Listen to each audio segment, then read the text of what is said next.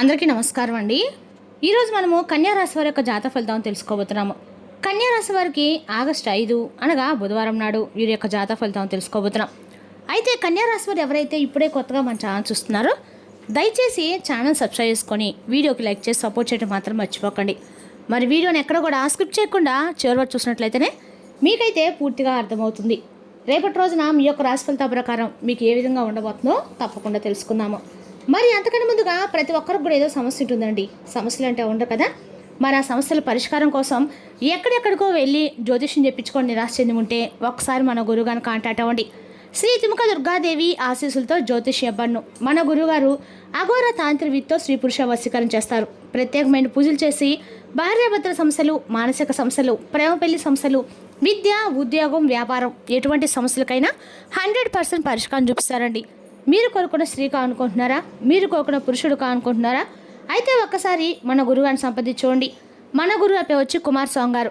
మీరు సంప్రదించిన phone number 9381918252. చాలా నమ్మకమైన గురువుగారు. సమస్య మీది పరిష్కారం మాత్రం ఖచ్చితంగా మన గురువుగారి దగ్గర అయితే కలదండి. ఒక్కసారి నమ్మకంతో ప్రయత్నించుకోండి. ఈ గురువుగారి ద్వారా చాలామంది లబ్ధి పొందారు. మేము కూడా మాకున్న సమస్యల్ని ఈ గురువుగారి ద్వారానే పరిష్కరించుకున్నాము. మీరు కూడా నమ్మకంతో ఒకసారి ప్రయత్నించుకోండి. ఇక ఇప్పుడు కన్యారాశి వారి యొక్క నక్షత్రాలు ఉత్తర పాల్గొని అంటే కన్యారాశి వారికి ఉత్తర పాల్గొని 2, 3, 4 పాదాలు, ఆ హస్త, చిత్త, ఓటుడు పాదాల వారికి రేపటి రోజున శుభప్రదంగా ఉంటుంది. వివేకంతో తీసుకునే నిర్ణయాలు మంచి ఫలితాలు అందిస్తాయి. ఇక కన్యారాశికి అధిపతి బుధుడండి. ఇక గ్రహబలాలు బుధుడి యొక్క బుద్ధి, వాక్చాతుర్యం, కార్యసిద్ధి కలుగుతుంది. గురుడు పెద్దల యొక్క సహకారం, శుభవార్తలు అందిస్తాడు. శుక్రుడు ఆర్థిక లాభాలు, కుటుంబ సౌఖ్యం కలిగిస్తాడు.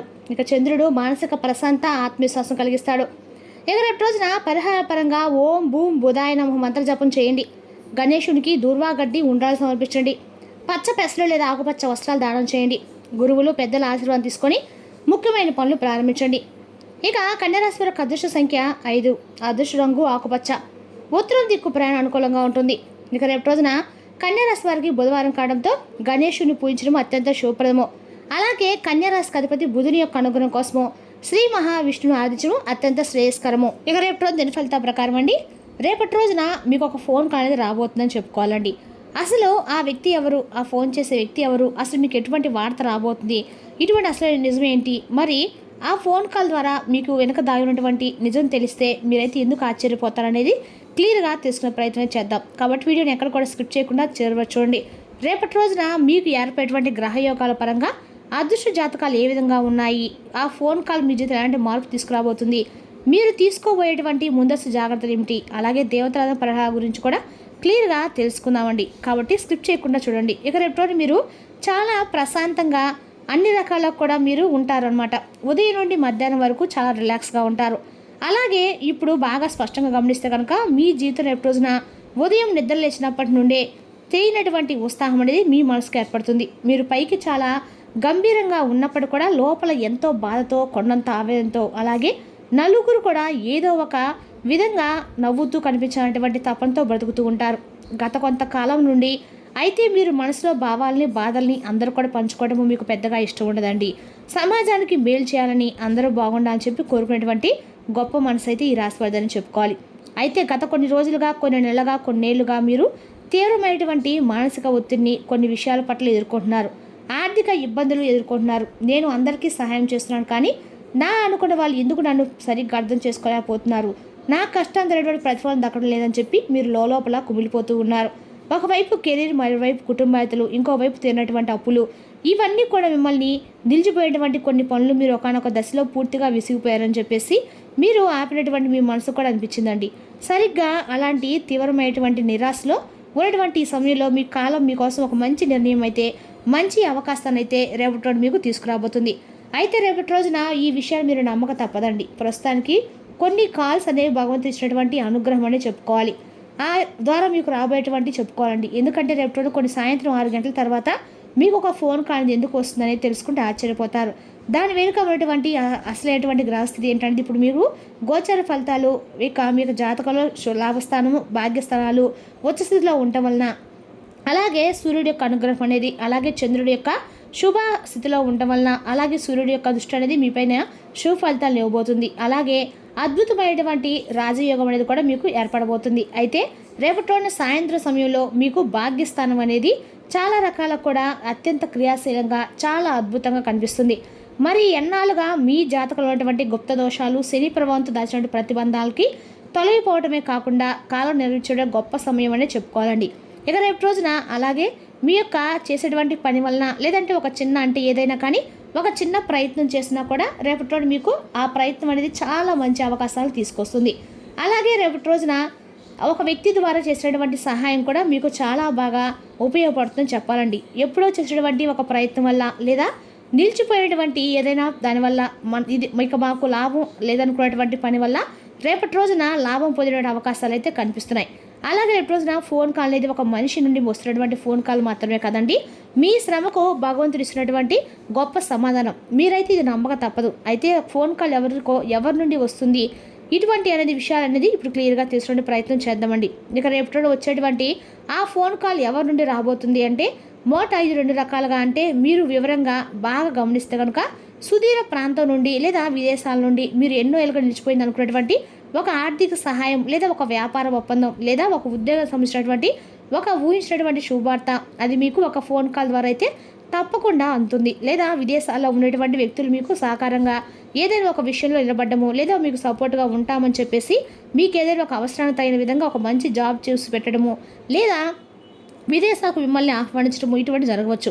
ఇక మరొక విషయాన్ని కనుక చూసినట్లయితే కనుక గతంలో మీతో తెగదెంపులు చేసుకొని మిమ్మల్ని అర్థాంతరంగా విడిచిపెట్టి వెళ్ళిపోయినటువంటి ఒక ముఖ్యమైనటువంటి స్త్రీ లేదా పురుషుడు లేదా సన్నిహితులు వారి తప్పును వారు తెలుసుకొని మీతో మరలా మాట్లాడడానికి ఒక పెద్ద సమస్యను పరిష్కరించడానికి ఒక ఫోన్ కాల్ అనేది మీకు చేయవచ్చు. అది కూడా మీకు ఒక అవకాశం లాంటిదండి. అలాగే కోర్టు వ్యవహారాల స్థల వివాదాల్లో కొంచెం మిమ్మల్ని బాధ పెట్టినటువంటి బాకీలు, సొంత డబ్బులు నిలిచిపోయినటువంటి ఉంటే వారికి సంబంధించినటువంటి మెసేజ్లు లేదా సంభాషణ సంబంధించినటువంటి చర్చలు జరుగుతాయి.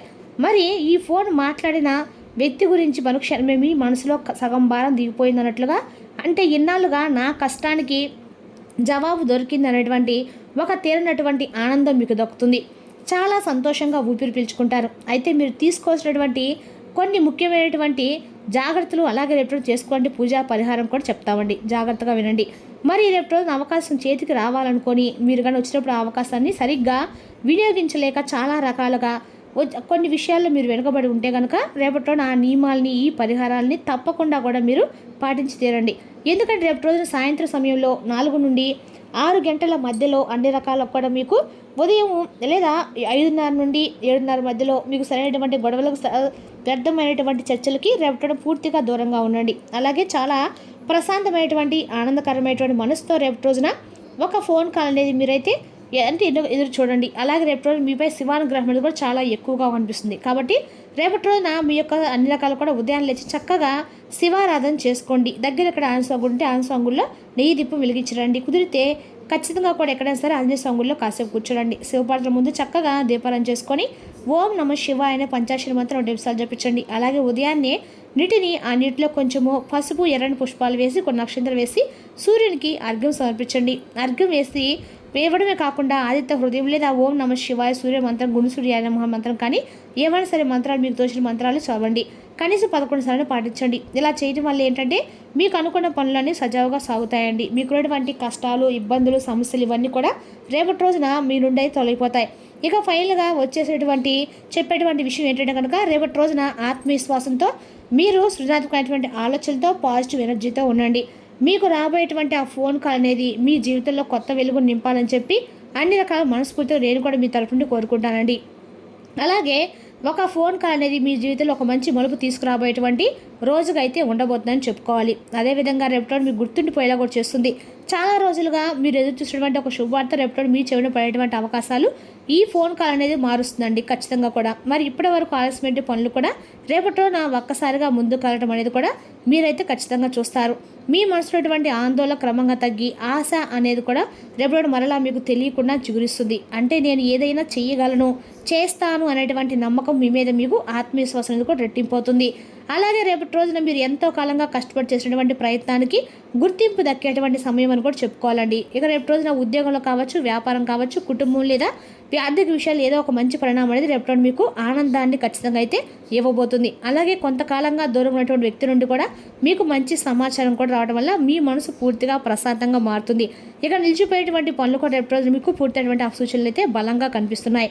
ఇక రేపు రోజు మీకు ఒక విషయం కూడా గుర్తుపేస్తుందండి. అదేంటంటే దేవుడు ఆలస్యం చేస్తాడు కానీ అన్యాయం మాత్రం ఆలస్యం చేయదని విషయాన్ని మీరు రేపు రోజు గుర్తు చేసుకుంటారు. ఎందుకంటే మీరు చూపించిన సహనము, ఓర్పు ప్రతి పనిలో కూడా మీరు చేసినటువంటి మీరు చాలా గొప్ప అండి. మీరు ఎంత కష్టం చేశారనేది కూడా భగవంతుడికి కూడా తెలుసండి. మీకు మాత్రమే తెలుసు కానీ భగవంతుడు తెలుసు. కాబట్టి మీ నిజాయితీ, మీ కష్టం ఇవేవి కూడా వృధా కాలేదని చెప్పి రేపు మీరు పరిపూర్ణంగా విశ్వసిస్తారు. అంతే కదండి. మీ జీవితంలో రేపు వెలుగు నింపేటువంటి అవకాశాలు నెమ్మదిగా మీ వైపు వచ్చినట్లుగా మీ మనసుకైతే ఖచ్చితంగా అనిపిస్తుంది అనమాట. ఇక రేపు రోజున కన్యా రాశి వారికి ఉద్యోగం, వ్యాపారం, విద్య, ఆర్థిక విషయాలు అనుకూలమైన రోజు. ఆలోచించి తీసుకునే నిర్ణయాలు విజయానికి దారితీస్తాయి.